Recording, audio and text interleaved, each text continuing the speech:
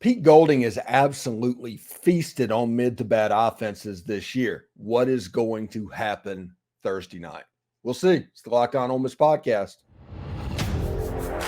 You are Locked On Ole Miss, your daily podcast on the Ole Miss Rebels, part of the Locked On Podcast Network, your team every day.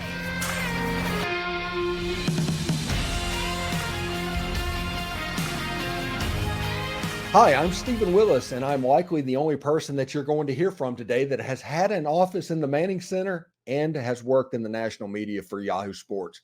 Thank you very much for joining us. Today on the show, we look at how Pete Golding has feasted on mid to bad offenses this season.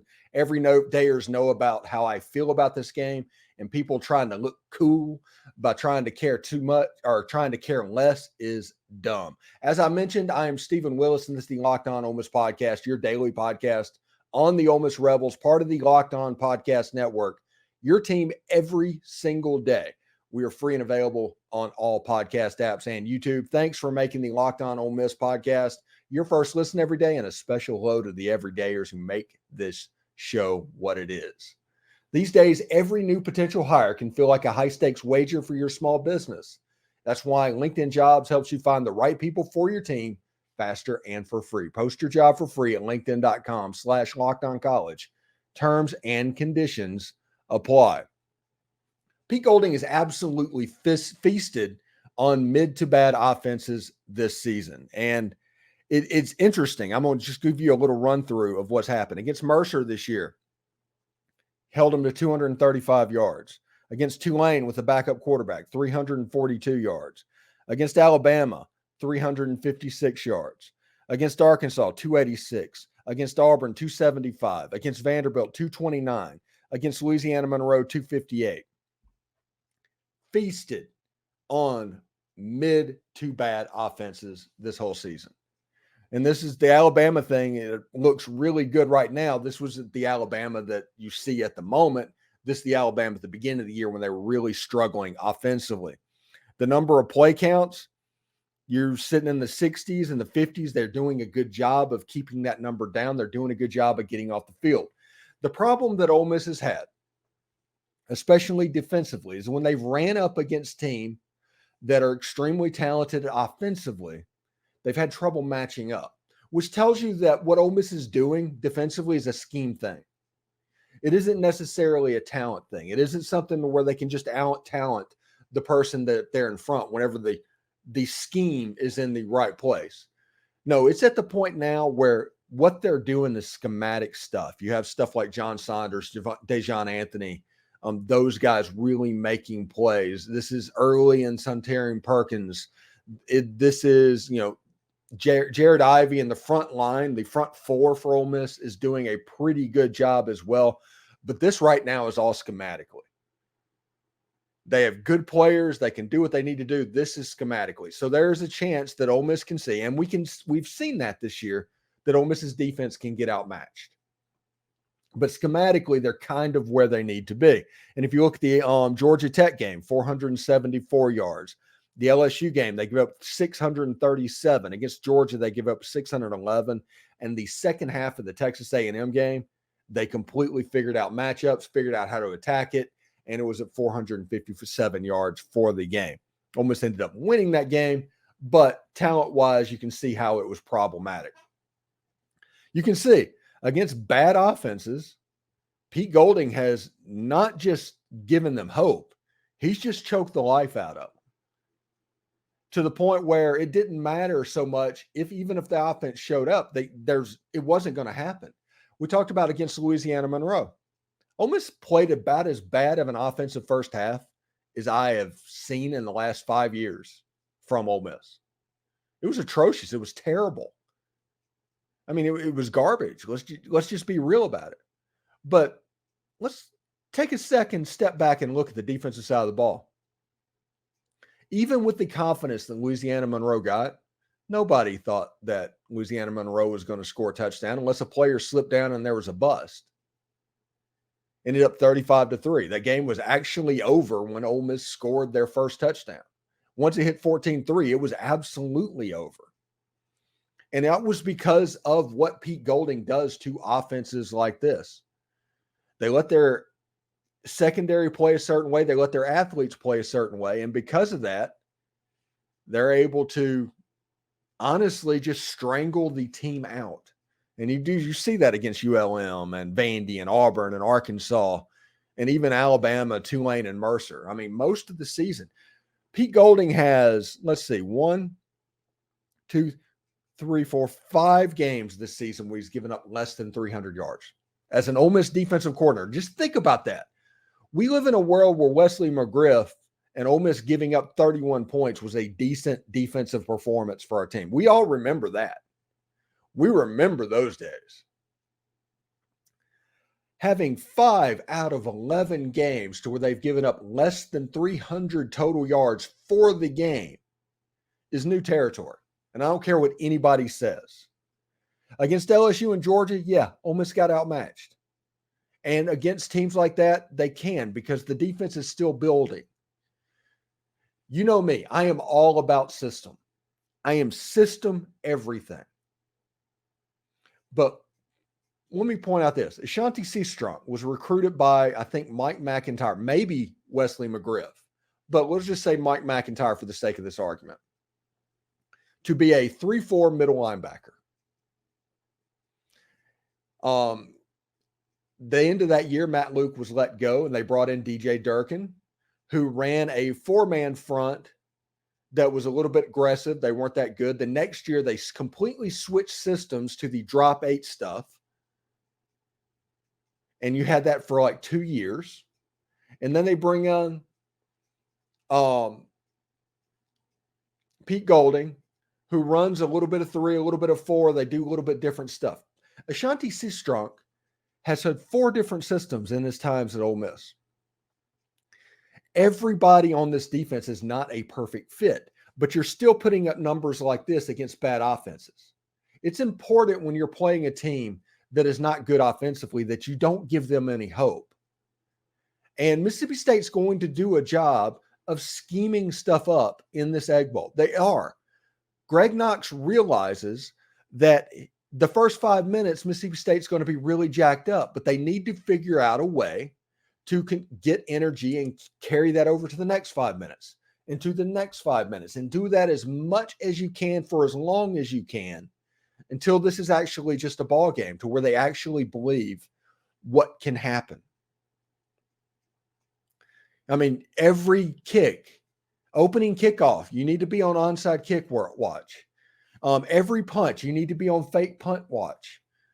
Mississippi State's probably going to drain the clock and try and take advantage of the time of possession. Really do a more talented version of what Georgia Tech, Mississippi State, all of those teams did. So it's going to be imperative on Pete Golding to shut down Mississippi State's offense. Now, with Will Rogers back and Tulu Griffin and Xavion Harris, and I'm having to assume that Woody Marks is going to play in this game, this is a better offense than what Arkansas lost to a couple of weeks back. It just is. But it wouldn't be better than what Georgia Tech's putting on the field, honestly. It's not going to be better than what Texas A&M put on the field. It's not going to be better than any other offenses that Ole Miss has seen. So be in for the dogfight, be ready for the fight, and know that some weird stuff is going to come your way. It's just the way it is. Anyway, thanks for making the Locked On Ole Miss podcast your first listen every day. We're just getting started. It's the run game, stupid, obviously. We'll talk about that. You know, the politics thing, it's the economy, stupid. Ole Miss has to get that run game going, and we'll talk about that next. These days, every new potential hire can feel like a high-stakes wager for your small business. You want to be 100% certain that you have access to the best qualified candidates available. That's why you have to check out LinkedIn Jobs. LinkedIn Jobs helps you find the right team for your team faster and for free. We're 20 years in at this point. Everybody knows how to create a social media profile. We've all done it. You need to go to LinkedIn and create a social media profile. And then you can add your job and a purple hashtag hiring frame to your LinkedIn profile and spread the word that you are, in fact, hiring. It's got simple tools like screening questions that make it easy to focus on the candidates with just the right skills and experience so you can quickly prioritize who you'd like to interview and hire. Remember, hiring somebody for your team is just like hiring somebody for your college football team, like a head coach. If you hire the right person, you could be in the conversation for the playoffs. But if you hire the wrong person, you're going to be making another hire in 3 years. Well, the difference is if you make the wrong hire for your team, you're going to be doing all of this in 3 weeks again. Now, you hire the right team member, it can have a positive and measurable impact on your business. You hire the wrong one, you're going to be doing it again. And nobody wants to do this over and over and over again. So LinkedIn makes that easier for you. It's why small businesses rank LinkedIn Jobs #1 in delivering quality hires versus leading competitors. LinkedIn Jobs helps you find the qualified candidates you want to talk to faster. Post your job for free at linkedin.com/lockedoncollege. That's linkedin.com/lockedoncollege to post your job for free.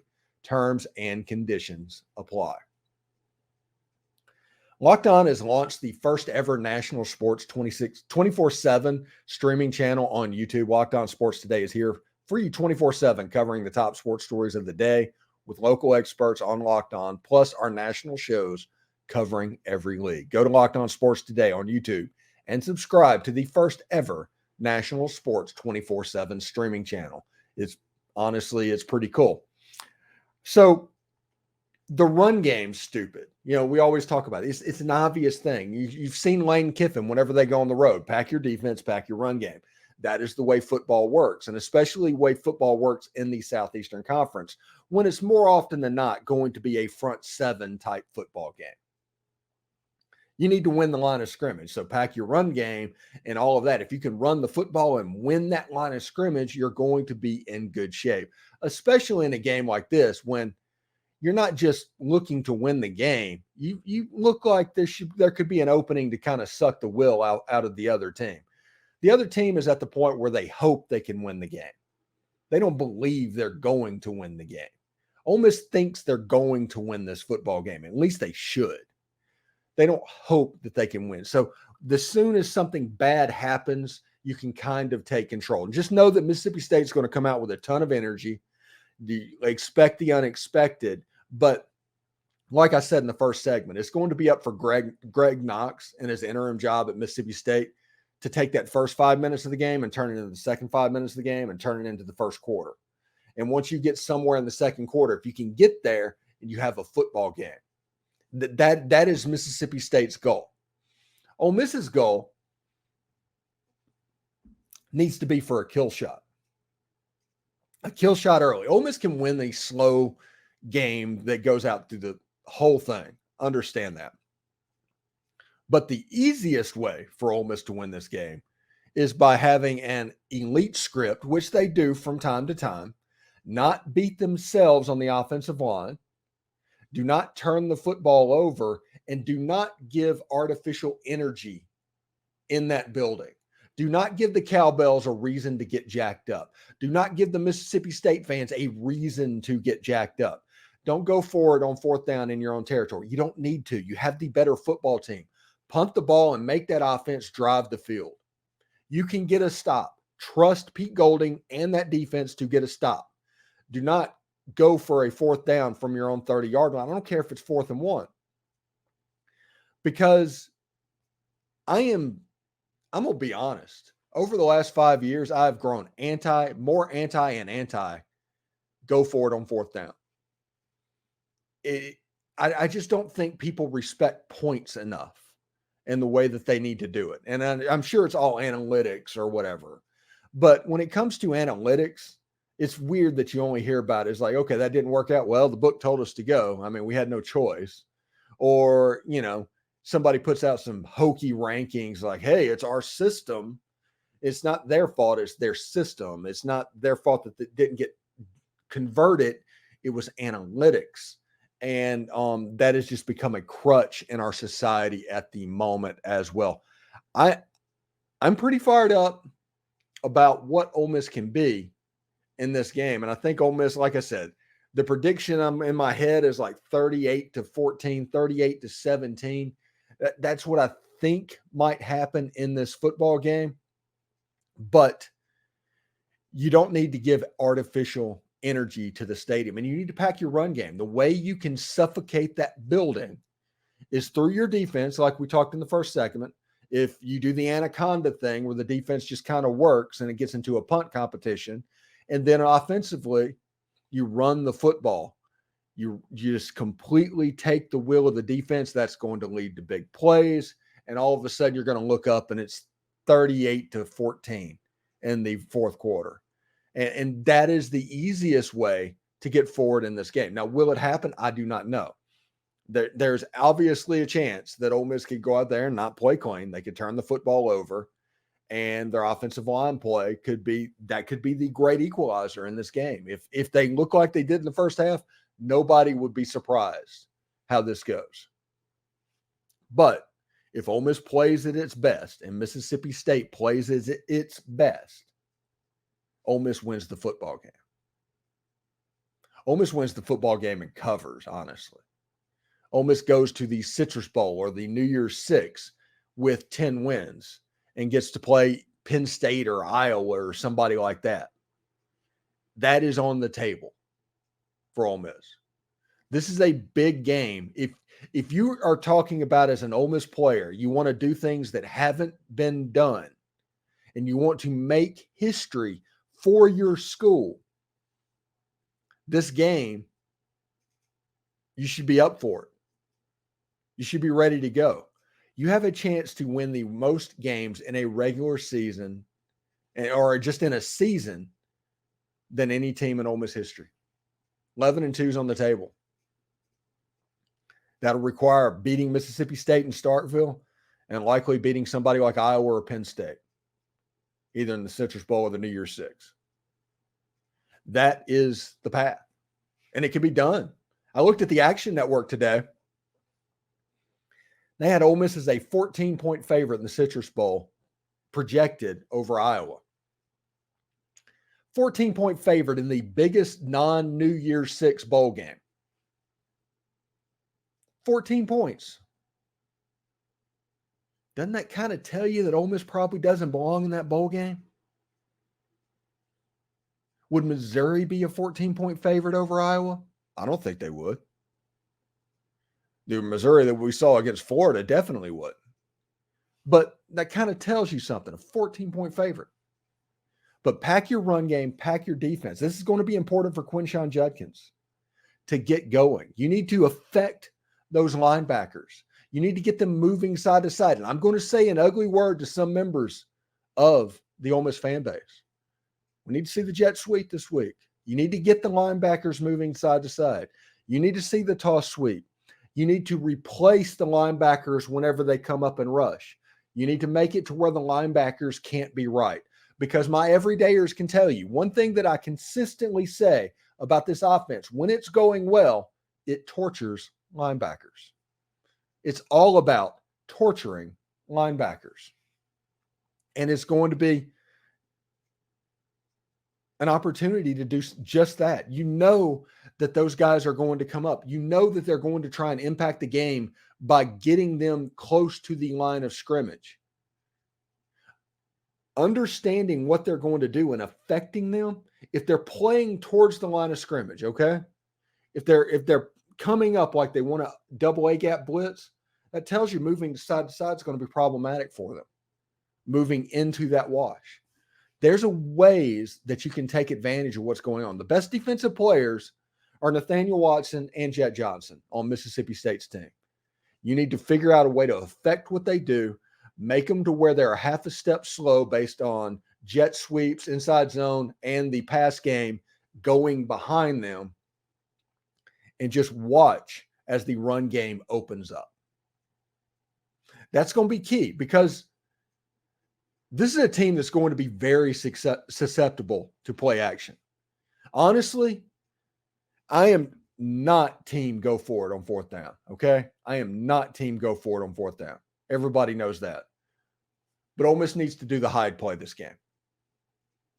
And the hide play is Jaxson Dart gets under center, and you just do a jumbo formation, right? Just a jumbo formation with JJ Pegues and on a 4th and 1 or something like that.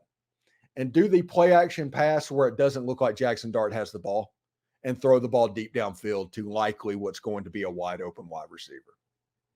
If you do that, that will work this week. You're going to be dealing with a defense that is completely jacked up.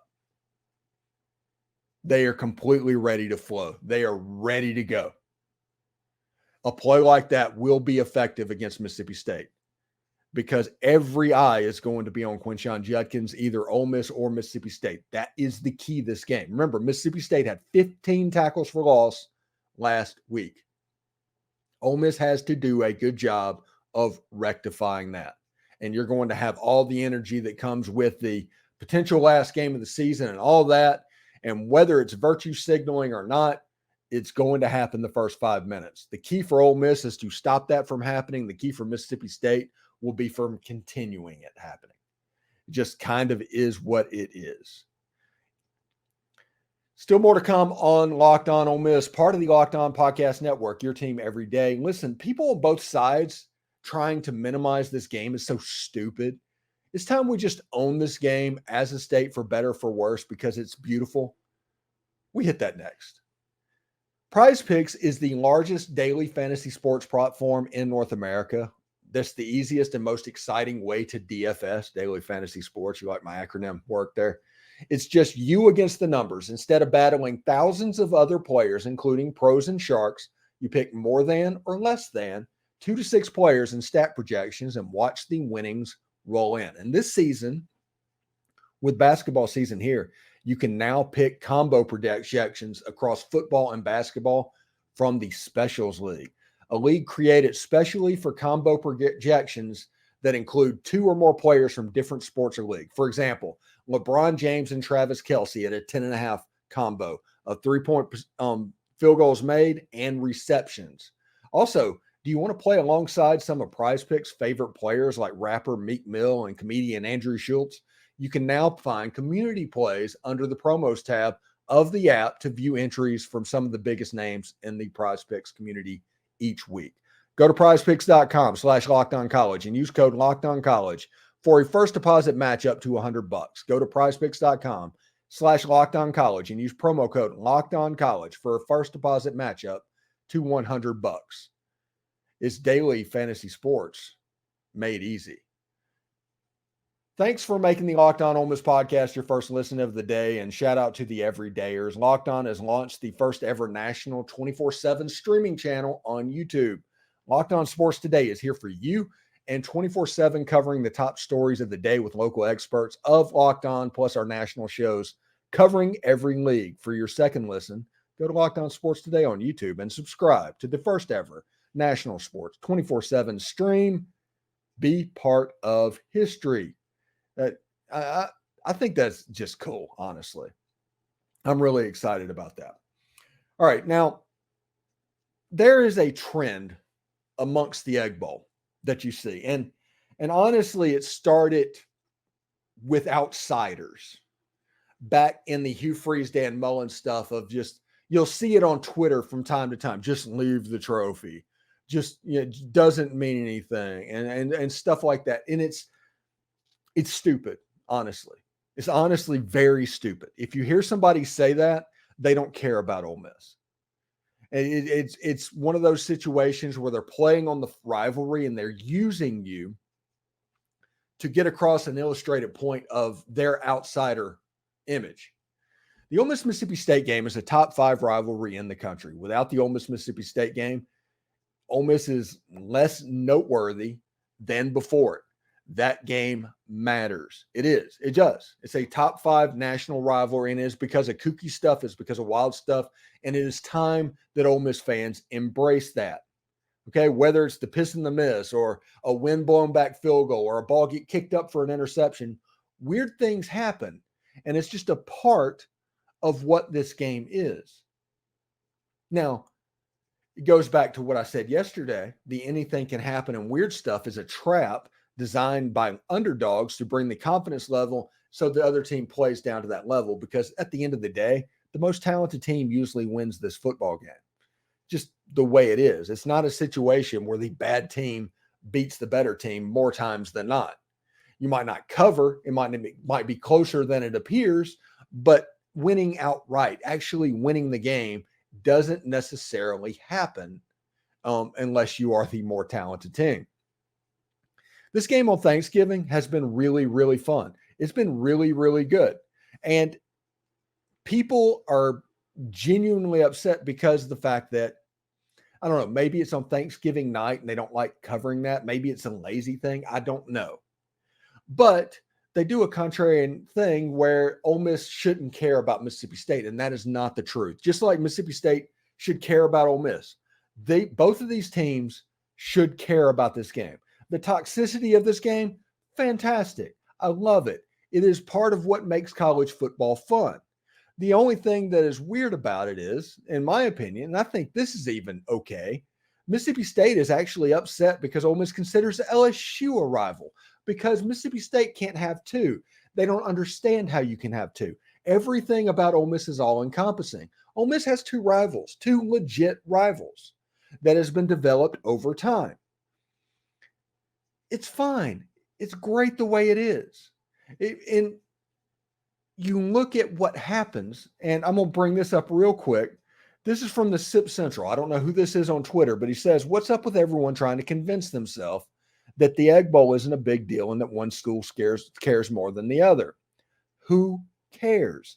I love the Egg Bowl. Win or lose is my favorite game of the year. As someone who's from Mississippi, stop downplaying it. And that is absolutely the case. Stop downplaying this game. Mississippi State is having a rough year. They're going to have good years. This is a fun game. And this has been the major game in the state of Mississippi in my lifetime, period. They started like in the early 80s, the Egg Bowl. That's when it happened. Whenever Ole Miss and State weren't particularly good, they started the Egg Bowl, so they had something to play about, something to write about, and they started blowing it out. That has not changed. That is a half a century at this point. So at the end of the day, stop it. Enjoy the game. Watch the game. Ole Miss should separate from them, but that's not because the game's not important. Ole Miss should beat Mississippi State if Ole Miss wants to accomplish what they want to accomplish this year and every year. That doesn't mean the game's not important. That doesn't mean the game is not a rivalry. The whole thing about saying, oh, the LSU's our true rival, or Ole Miss is charged, I don't know, something like that, is just to aggravate the other fans. It's not meant. Nobody believes it. And anybody that does has an agenda. It just is what it is. And understand, enjoy this. I mean, we're just a couple of days away from all of the craziness happening, but it should be a lot of fun. Anyway, thanks for making the Locked On Ole Miss podcast your first listen. Every day or tomorrow, we will talk to Jake Wimberly in our Know Your Enemy show and get the Bulldogs' perspective on this game. For your second listen, Locked On has launched the first ever national 24/7 streaming channel on YouTube. Locked On is here for you 24/7, covering the top sports stories of the day with the local experts on Locked On, plus our national shows covering every league. For your second listen, go to Locked On Sports Today on YouTube and subscribe to that first ever national sports 24/7 stream channel. For those of you on YouTube, we'll send you there right now. Anyway, it's Egg Bowl week. Hotty toddy.